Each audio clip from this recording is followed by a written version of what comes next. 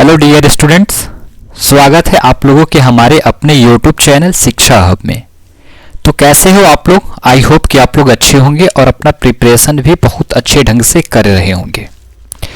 तो डियर, आज का जो हमारा लेक्चर है इसका नाम है कंजक्शन। ठीक है, हम क्या पढ़ेंगे आज पढ़ेंगे कंजक्शन। देखिए, इसके लिए हम खुद ही आपसे क्षमा मांग रहे हैं क्योंकि आपका क्लास जो है बहुत दिनों से बाधित चल रहा है और इसके पीछे का कुछ अलग ही कारण है। तो आप इसके लिए परेशान ना रहें। आपकी क्लासेस जो है मैं कोशिश करूंगा कि आपकी क्लासेस जो है रेगुलर चले और आपकी कोई भी क्लासेस बाधित ना हो। ठीक है, तो आज इंग्लिश का हमारा 8वां लेक्चर है और ये मैं उम्मीद करता हूँ कि आपको ये अच्छे से समझ में आएगा। तो चलिए, आप लोग बहुत ज़्यादा परेशान थे तो बिना टाइम वेस्ट किए अपने टॉपिक की ओर बढ़ते हैं और अपना टॉपिक को कंप्लीट करते हैं। मेरे प्यारे डियर स्टूडेंट, हम लोग पढ़ेंगे आज कंजक्शन और वो भी विथ एग्जाम्पल के साथ। ठीक है, तो एकदम टेंशन नहीं लेना है, हम एग्जाम्पल्स भी देखेंगे और कंजक्शन के जितने भी कॉन्सेप्ट है उसको भी पढ़ेंगे। ठीक है, इसको हम लोग कनेक्टिंग वर्ड्स या सेंटेंस लिंकर भी कहते हैं। किसे? इसी कंजक्शन को हम लोग क्या कहते हैं? कनेक्टिंग वर्ड्स या सेंटेंस लिंकर कहते हैं। मेरे प्यारे डियर स्टूडेंट, अगर आपको कुछ भी डाउट होगा तो प्लीज आप कमेंट बॉक्स में जरूर मुझे मैसेज करेंगे। ठीक है, चलिए नेक्स्ट अगला स्लाइड है। देखिए कंजक्शन जो है हम लोग पढ़ तो रहे हैं, लेकिन कंजक्शन में देखिए क्या क्या चीजें हमको देखने हैं। वर्ड्स, फ्रेजेस, ठीक है, कॉजेस और सेंटेंस, इस सभी के सभी जो है हम लोग कंजक्शन में पढ़ेंगे। जैसे कि कुछ एग्जांपल्स लेकर के मैं यहाँ पे आपको क्लियर कर दूं कि देखिए ही वाज अपसेट। ठीक है, और एक यहाँ पे आपका सेंटेंस है ही वाज इल। अगर हम इन दोनों सेंटेंस को जोड़ें, इन दोनों सेंटेंस को अगर हमें जोड़ना हो तो इसके लिए हमें क्या यूज करना होगा, क्या प्रयोग करना होगा? हमें प्रयोग करना होगा इस कंजक्शन को। ठीक है, यही कंजक्शन जो है हमारे दो अलग अलग सेंटेंस को जोड़ता है, एक दूसरे से इंटरलिंक करता है, एक दूसरे से कनेक्ट करता है। तो इसीलिए तो हम इसे कंजक्शन कहते हैं या सेंटेंस लिंकर कहते हैं। ओके, या अगर यहाँ पे मैं बताऊं तो कनेक्टिंग वर्ड्स कहते हैं। ओके, तो वहीं अगर हम इन दोनों सेंटेंस को अगर ऐड करते हैं प्यारे, तो हमें दिखेगा यहाँ पे he was absent because he was ill. Okay, तो ऐसे ही हम देखेंगे कि कहाँ पे कौन से कंजक्शन का यूज करना है, कंजक्शन कैसे यूज करते हैं और एक अच्छी सी सेंटेंस में से हम अपने कंजक्शन को कैसे पहचान पाएंगे कि यही हमारा कंजक्शन है, और कौन कौन से कंजक्शन हमारे एग्जाम के लिए इंपॉर्टेंट है और हर बार हर साल हमारे एग्जाम में वो कंजक्शन पूछे जाते हैं। सबसे पहले अगर हम देखेंगे तो आइदर और नाइदर नॉर जो हमारा एक कंजक्शन है जो सेंटेंस लिंकर है, इसके बारे में देखते हैं। देखिए आइदर और का मतलब होता है दो में से कोई एक। क्या होता है प्यारे? दो में से कोई एक। ये जो एरो का चिन्ह है इसे मैं डिनोट कर रहा हूं। ठीक है, अभी कुछ रीजन है जिसके कारण जो है यहाँ पे आपको पेन नहीं दिख रहे हैं। ठीक है, तो दो में से कोई एक का मीनिंग ही होता है आइदर और, या आइदर और का ही मीनिंग होता है हिंदी में दो में से कोई एक। जैसे कि कुछ एग्जांपल्स के थ्रू अगर समझे प्यारे तो आप समझ पाएंगे कि मुस्कान या तो बुद्धिमान है या फिर चालाक है। देखिए मुस्कान, यहाँ पे पर्सन जो है, व्यक्ति जो है एक है जिसका नाम है मुस्कान, और मुस्कान को हम दो तरीके से ही पहचान सकते हैं, दो में से किसी एक तरीके से ही। या तो मुस्कान बुद्धिमान होगी या फिर वो चालाक होगी, दो में से कोई एक ही होगी, दोनों नहीं होगी। यहाँ पे सेंटेंस का कहने का भाव जो तथ्य यही है, यानी कि मुस्कान इज आइदर इंटेलिजेंट और क्लेवर। ठीक है, यानी कि मुस्कान जो है या तो इंटेलिजेंट होगी या क्या होगी, चालाक होगी। यानी कि ये आइदर और जो है हमारा आइदर और यही हमारा क्या है, कंजक्शन है। क्या है? कंजक्शन है। अब देखो नेक्स्ट देखते हैं नाइदर नॉर का। नाइदर नॉर को देखो एग्जांपल्स के थ्रू। नाइदर नॉर का मतलब होता है, बाबू जानते हो, दो में से कोई नहीं, यानी कि दोनों में से हम कोई नहीं। यानी कि जैसे कि हम लोगों ने देखा मुस्कान के लिए कि मुस्कान या तो बुद्धिमान होगी या चालाक होगी। और नेक्स्ट हमारा नाइदर नॉर जो कहता है मुस्कान दोनों में से कोई नहीं होगी, कुछ नहीं होगी, यानी कि मुस्कान ना तो बुद्धिमान है और ना ही चालाक है। तो इसके लिए हम यूज करेंगे कि Muskan is neither intelligent nor clever. ठीक है, इसके लिए हम क्या यूज करेंगे, नाइदर नॉर का यूज करेंगे और आइदर और का यूज करते हैं किसी दो में से एक को पाने के लिए, एक चीज को दिखाने के लिए जो है हम लोग ना आइदर और का यूज करते हैं। बट अगर दोनों में से किसी को भी नहीं लेना हो तो नाइदर नॉर का यूज करते हैं, यही हमारा कंजक्शन है बाबू। ठीक है, अब नेक्स्ट हमारा आता है हाउ एवर या नेवर। ठीक है, तो देखो यहां पे हम लोग देखेंगे और एक एक चीजों को अच्छे से समझेंगे। देखो तथापि या फिर भी, ठीक है, हाउ एवर का मतलब होता है। ठीक है, देखो एक बात अगर यहां से आपको समझाएं तो आप अगर अच्छे से समझेंगे तो कंजक्शन आपको सच में समझ में आएगा और आप अपनी एग्जामिनेशन में इसे अच्छे से अच्छे तरीके से इससे बने क्वेश्चन को सॉल्व कर पाएंगे और इससे जो भी अंक प्राप्त होंगे आपके फुल मार्क्स में जोड़ेंगे। ठीक है प्यारे, तो देखो ही वॉज नॉट, ठीक है, यानी कि देखो उसे आमंत्रित नहीं किया गया था, invited, he was not invited. ठीक है, तथापि वह पार्टी में भाग ले गया, यानी कि he want to attend the party. ये दो अलग अलग सेंटेंस आपको देखने को मिल रहा है। ठीक है, ठीक है, मेरे बातों को ध्यान से सुनना।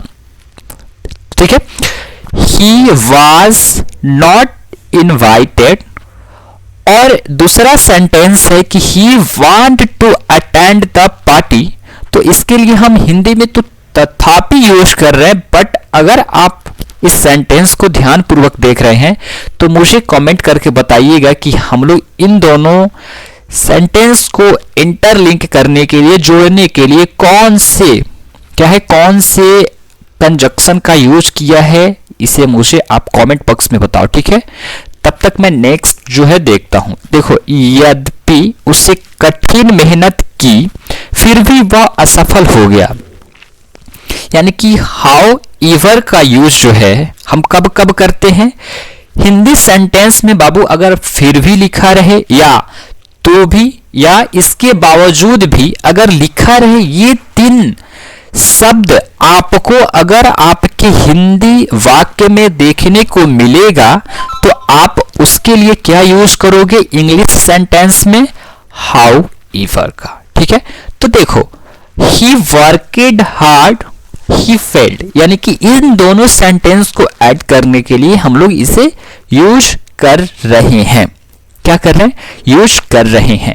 देखो अगर बात करें तो इसके लिए आप at, still, even, then, also का भी यूज कर सकते हो या करते देखे होंगे आप किसी भी सेंटेंस में।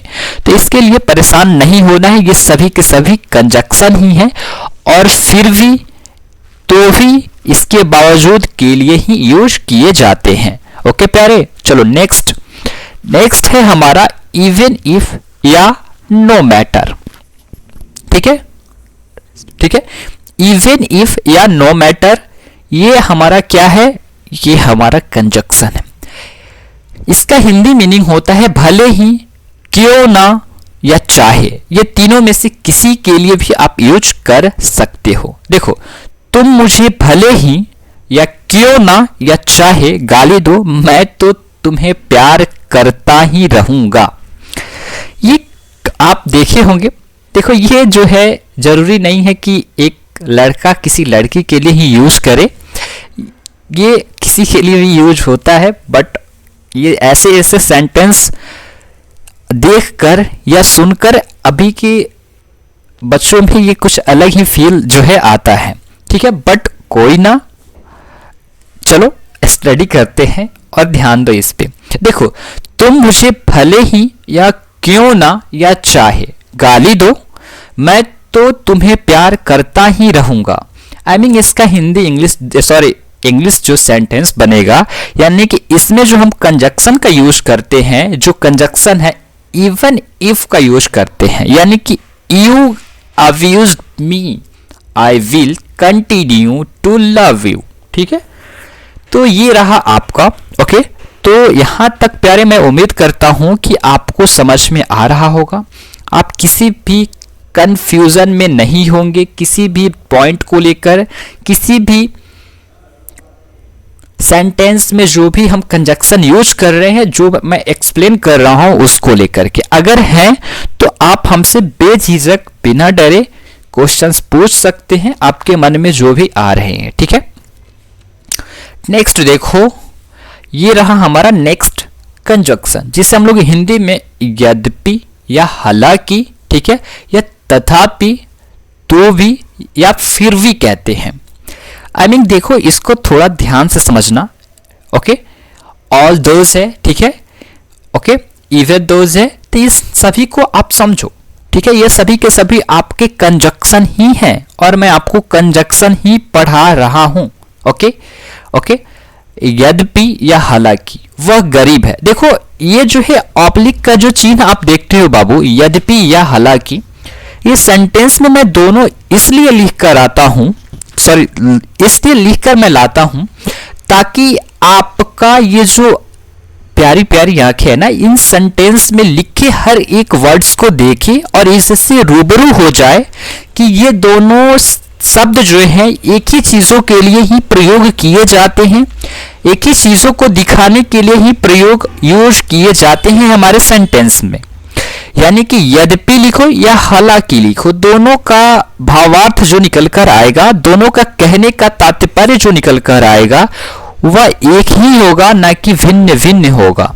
यानी कि यद्यपि या हालांकि, वह गरीब है तो भी या फिर भी वह खुश है। यानी कि यद्यपि, अगर मैं इन दोनों को शब्दों से अलग अलग सेंटेंस बनाऊं तो कैसे बनेगा? अगर मैं पहले यद्यपि को लेकर बनाता हूं और यहां पे कंजक्शन के रूप में देखो मैं क्या ले रहा हूं, फिर भी को।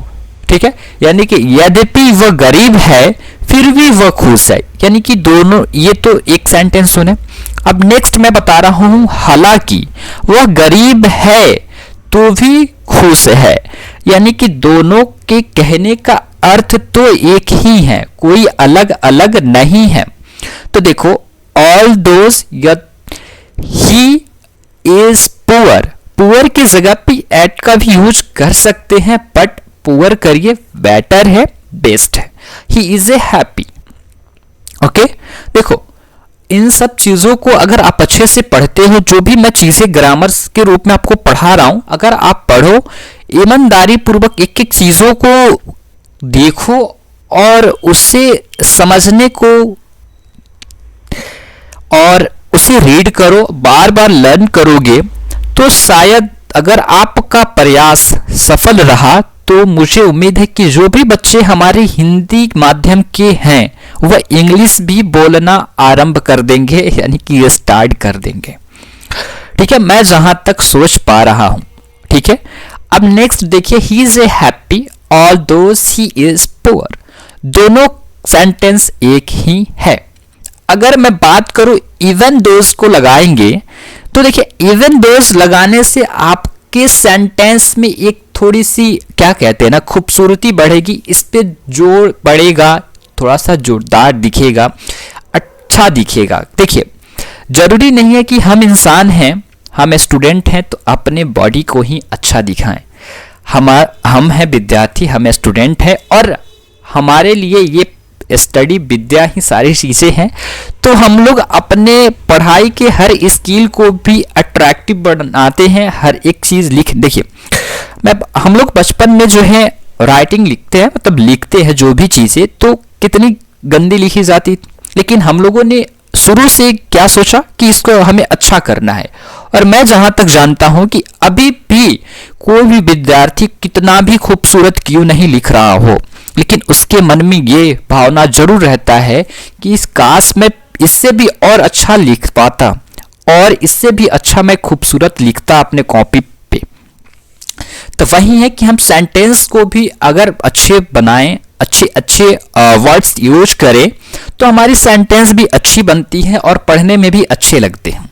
तो वही इवन दोस्त का अगर यूज करते हैं तो सेंटेंस जो है थोड़ा जोरदार होता है, यानी कि ही is a poor, he is a happy. Okay, आइए नेक्स्ट स्लाइड की ओर बढ़ते हैं और अगला देखते हैं। देखो नेक्स्ट है हमारा नॉट ओनली बट ऑल्सो, या बोथ एंड, या एज वेल एज। मेरे डियर स्टूडेंट देखो यहां पे नॉट ओनली बट ऑल्सो का मतलब है ना केवल बल्कि, ना बल्कि, ठीक है।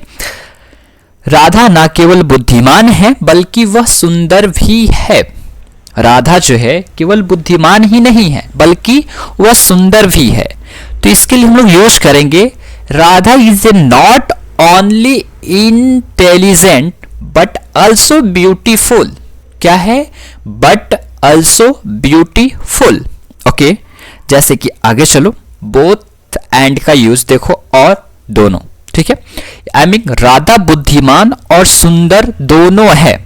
तो Radha is A both intelligent and beautiful. क्या है? And beautiful. ओके, कुछ कुछ बच्चे ऐसे हैं जो कि ग्रामेटिकल मिस्टेक करते हैं। वो क्या करेंगे? Radha is and intelligent both beautiful, इस तरीके से सेंटेंस को जो है बनाएंगे, तो वह रॉन्ग होगा, वह गलत होगा। ओके, देखो नेक्स्ट हमारा है एज वेल एज, यानी कि साथ ही साथ या के अतिरिक्त, यानी कि राधा सुंदर और साथ ही साथ बुद्धिमान भी है, यानी कि Radha is beautiful as well as intelligent.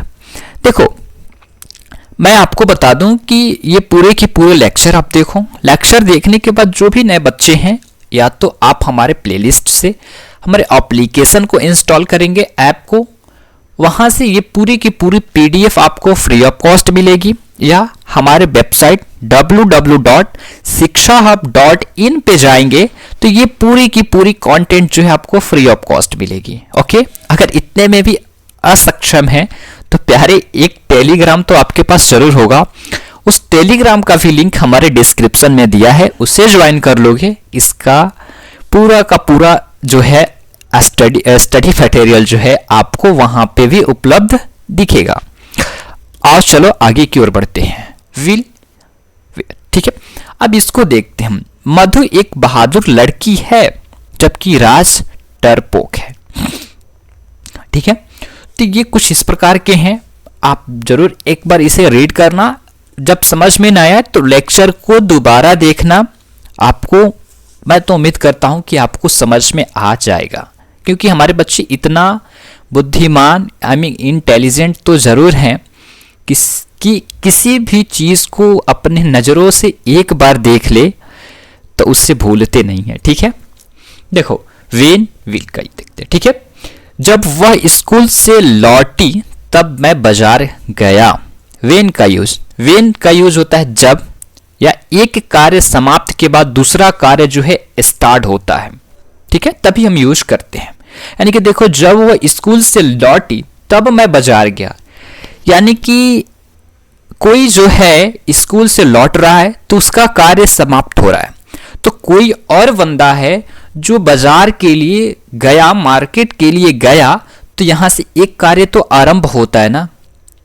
तो देखो, I went to market when she return from school. Okay, I went to market when she return from school. Went जो है वर्ब का कौन सा फॉर्म है हमारे प्यारे डियर स्टूडेंट? अगर आप एक्टिव हैं तो मुझे कमेंट बॉक्स में बताइएगा, ये वेंट जो है हमारा, ये वर्ब का कौन सा फॉर्म है? आप मुझे कमेंट बॉक्स में जरूर बताइएगा। मैं उम्मीद करूंगा कि आप लोग बताएंगे या नहीं बताएंगे, वह आपके ऊपर डिपेंड करता है, लेकिन मेरा उम्मीद रहेगा कि हमारे विद्यार्थी बताएंगे।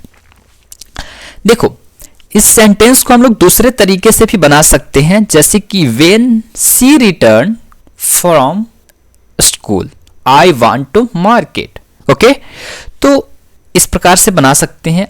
ओके, तो चलो आगे की ओर देखते हैं। अब जबकि जो है एक साथ दो कार्य हो रहे हो तब इसका देखो, कार चलाते हुए मैंने एक दुर्घटना देखी। ओके। या सेकंड है वह पढ़ रहा था जब या जबकि मैं खेल रहा था। तो दोनों कार्य एक साथ हो रहे हैं। देखिए कहीं कहीं पे इसका जो है ये शब्द दिखेगा और कहीं कहीं पे आपके ये माइंड सेंस पे जाएगा कि क्या आप समझ पा रहे हैं कि यहाँ पे जबकि या जब का यूज नहीं हुआ है, तब भी यहाँ पे कंजक्शन के रूप में क्या यूज होगा, विल का यूज होगा। ठीक है, तो आई, तो यहां से आप देख सकते हो कि यहाँ कार चलाते हुए मैंने एक दुर्घटना देखी।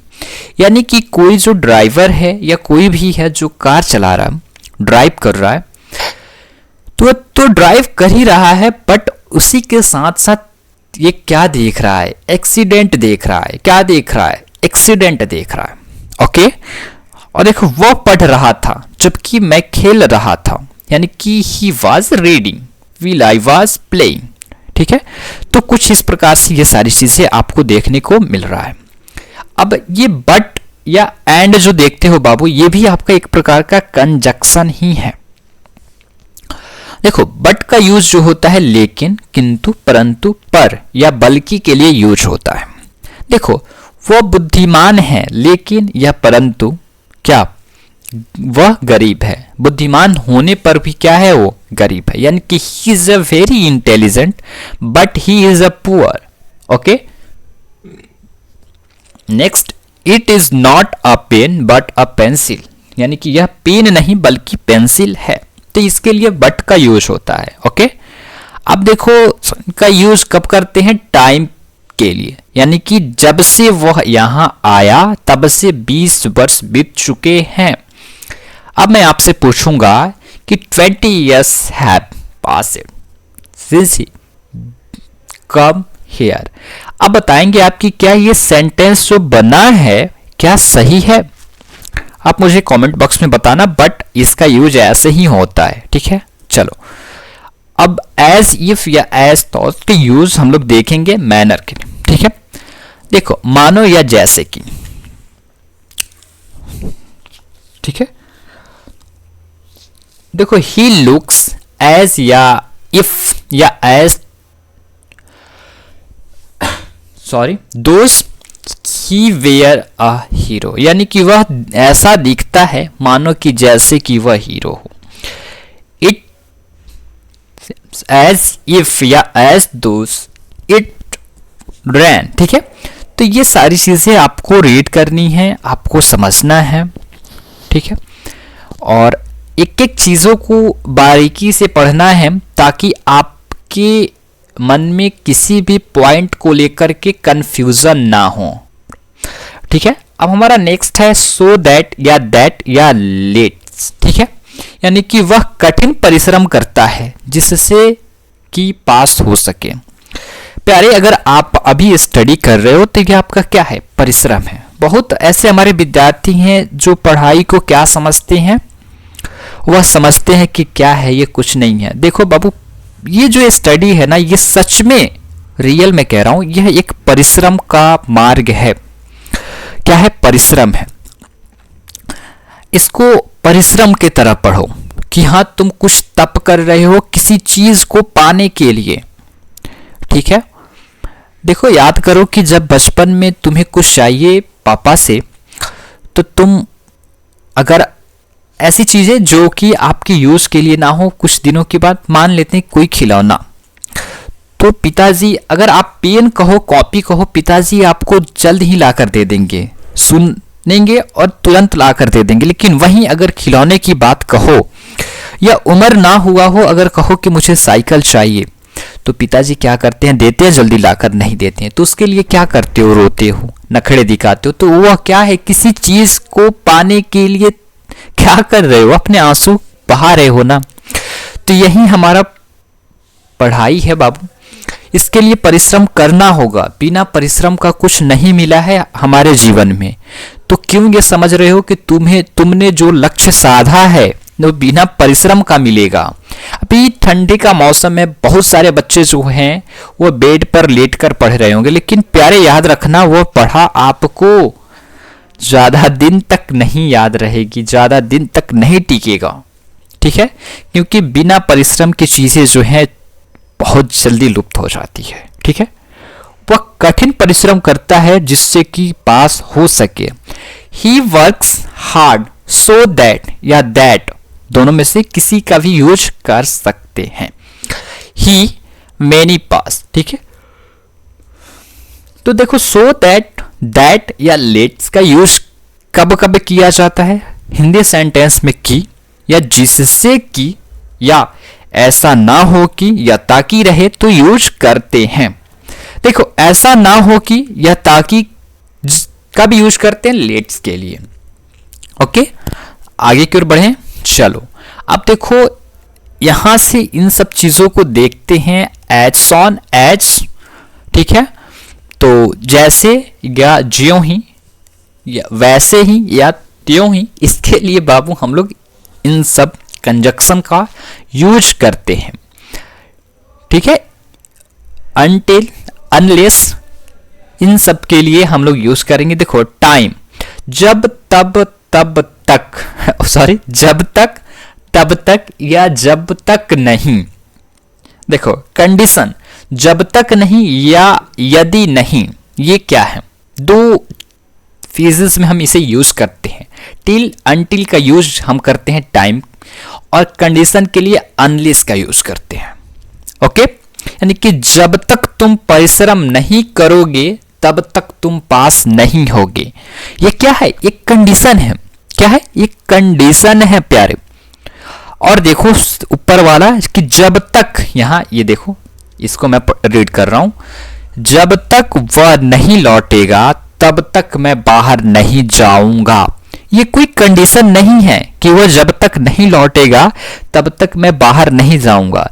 यहां पे क्या है? टाइम है, समय है, और यहां पे सेकंड वाला क्या है? कंडीशन है।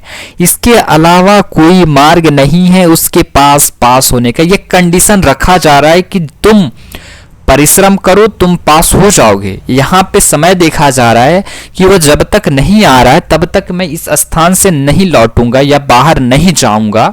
ये टाइम है। तो इन दोनों के लिए हम लोग यूज करते हैं अनटिल और इसके लिए अनलेस का। ठीक है, तो आ जाओ नेक्स्ट स्लाइड की ओर, सॉरी नेक्स्ट स्लाइड की ओर। ठीक है, देखो सो दैट या सच दैट, ये दो कंजक्शन, इतना की, ऐसे की, यानी कि सो प्लस एडजेक्टिव या एडवर्ब प्लस दैट का यूज होता है। सच प्लस नाउन प्लस दैट का यूज होगा। ओके, देखो ये सेंटेंस जो बनेगा सो रहेगा तो उसके बाद एडजेक्टिव या एडवर्ब आएगा, तभी जाकर आप दैट का यूज करोगे। यानी कि ही इज ए सो। अब रिच क्या है? रिच क्या है बताओ मुझे, एडजेक्टिव है या एडवर्ब है? मैं पढ़ा चुका हूं इसे, मुझे बताना। ठीक है, एडजेक्टिव है या एडवर्ब है? ये दोनों आएंगे, उसके बाद ही आप दैट का यूज करोगे अपने सेंटेंस में। यानी कि वह इतना धनी है कि वह नई बाइक खरीद सकता है। ओके, या ऐसा अध्यापक है जिसे सभी बच्चे पसंद करते हैं। सच अ टीचर दैट, टीचर क्या है? नाउन है। ठीक है, तो ये जो है हमारे प्यारे, ये जो है स्ट्रक्चर याद कर लेना, आपको ये सारी चीजें समझ में आएगी। ओके, चलो बिकॉज, ठीक है, ओके, सो, हैंस, इन सब का देखते हैं। डियर, चूंकि या क्योंकि वह कमजोर है इसलिए वह दौड़ नहीं सकता। यानी कि एज या फॉर या सिंस या now that he is a weak he can not run. अगर बाबू हम बात करें यहां पे देखो, since as that he is a weak, अब यहां पे देयरफॉर का यूज करो या सो का यूज करो, उसके बाद अगर आप ही कैन नॉट रन लिखोगे तो फिर ये रॉन्ग होगा। या तो पूरा का पूरा इधर ले लो या यहां रखो तो इधर नहीं, दोनों में से कहीं एक जगह यूज करोगे तो राइट होगा। देखो he is a weak, therefore या सो, तो hence he is can not, अब ये सही होगा। ठीक है, तो कुछ इस प्रकार से। ओके, अब देखो बिकॉज का देखते हैं। वह रो रही है क्योंकि उसका मोबाइल चोरी हो गया। क्योंकि के क्योंकि के लिए जो है हम लोग बिकॉज का यूज करते हैं. Okay, she is a crying because here mobile has been stole. ठीक है, तो ये सारी चीजें आपको देखनी है. एज का यूज होता है जैसे, जैसा, जैसी, वैसी, वैसा ही, जैसा या जैसे ही, वैसे ही, इन सभी के लिए. जैसे तुम्हारी मर्जी, एज यू विश. ओके, वैसे ही करो जैसे तुम्हें पसंद है, do as you like. Okay, वैसे ही करो जैसे तुम्हें पसंद है, यानी कि do as you like. Next, जैसे ही राज ने लड़ाई शुरू की वैसे ही कमल भाग गया, यानी कि एज राज स्टार्टेड फाइटिंग कमल रन अवे. कमल रन अवे.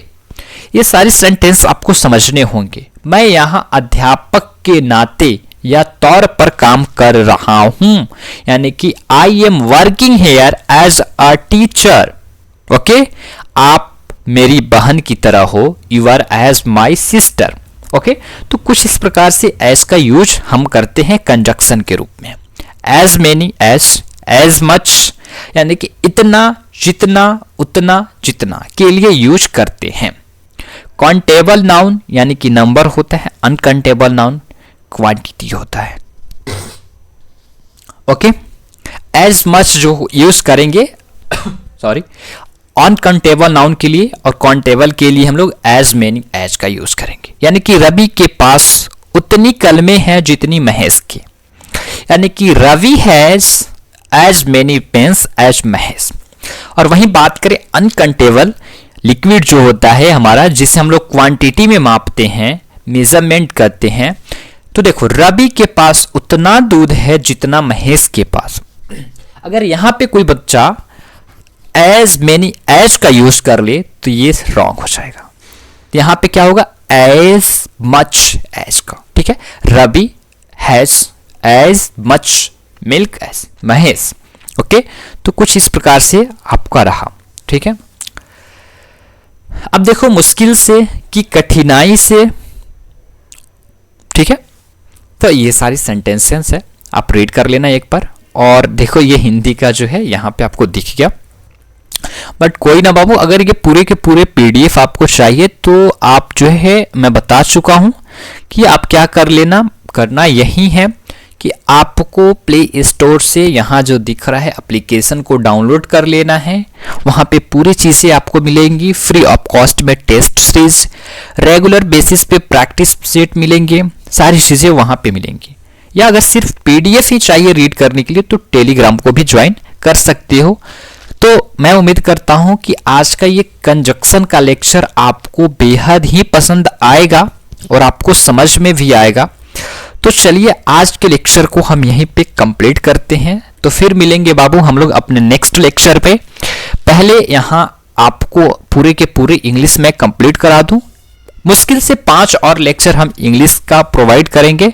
उसके बाद नेक्स्ट किसी और सब्जेक्ट की ओर मूव ऑन करेंगे. ठीक है, तो आज के लिए इतना ही. तब तक के लिए आप सभी को थैंक यू, सभी को जय हिंद. Bye bye dear student. चलो फिर मिलते हैं नेक्स्ट टॉपिक पे. बाय.